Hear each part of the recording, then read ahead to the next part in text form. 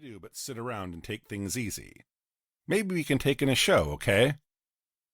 A show? Do we have to? I don't like to look at all the destruction, the ruins. Sometimes I see some place I remember, like San Francisco. They showed a shot of San Francisco, the bridge broken and falling in the water, and I got upset. I don't like to watch. But don't you want to know what's going on? No human beings are getting hurt, you know. But it's so awful.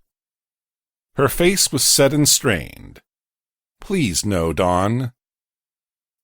Don Taylor picked up his newspaper sullenly. All right, but there isn't a hell of a lot else to do. And don't forget, their cities are getting it even worse. She nodded. Taylor turned the rough, thin sheets of newspaper. His good mood had soured on him. Why did she have to fret all the time? They were pretty well off as things went. You couldn't expect to have everything perfect living undersurface, with an artificial sun and artificial food. Naturally, it was a strain, not seeing the sky, or being able to go any places, or see anything other than metal walls, great roaring factories, the plant yards, barracks. But it was better than being on surface. And someday it would end, and they could return. Nobody wanted to live this way, but it was necessary. He turned the page angrily, and the poor paper ripped. Damn it, the paper was getting worse quality all the time. Bad print, yellow tint. Well, they needed everything for the war program.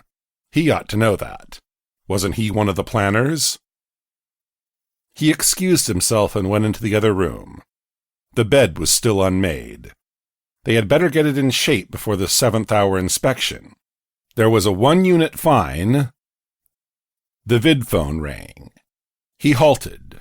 Who would it be? He went over and clicked it on. Taylor? The face said, forming into place. It was an old face, gray and grim.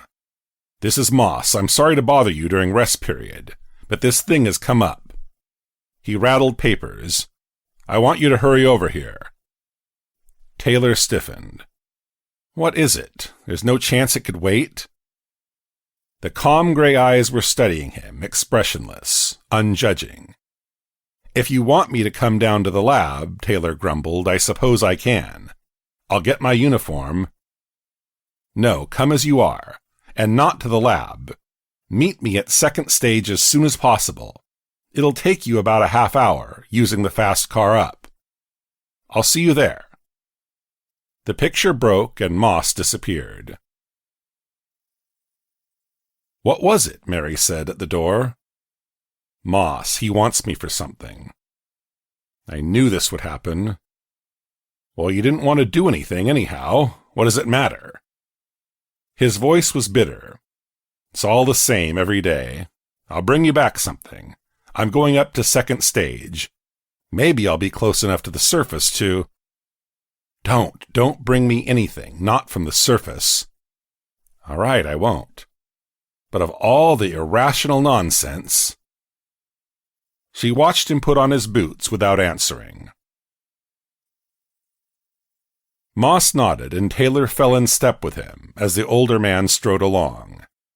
A series of loads were going up to the surface, blind cars clanking like ore trucks up the ramp, disappearing through the stage trap above them. Taylor watched the cars, heavy with tubular machinery of some sort, weapons new to him. Workers were everywhere, in the dark gray uniforms of the labor corps, loading, lifting, shouting back and forth. The stage was deafening with noise. We'll go up a way, Moss said, where we can talk. This is no place to give you details. They took an escalator up. The commercial lift fell behind them, and with it most of the crashing and booming. Soon they emerged on an observation platform suspended on the side of the tube, the vast tunnel leading to the surface, not more than half a mile above them now. My God, Taylor said, looking down the tube involuntarily. It's a long way down. Moss laughed. Don't look. They opened a door and entered an office. Behind the desk...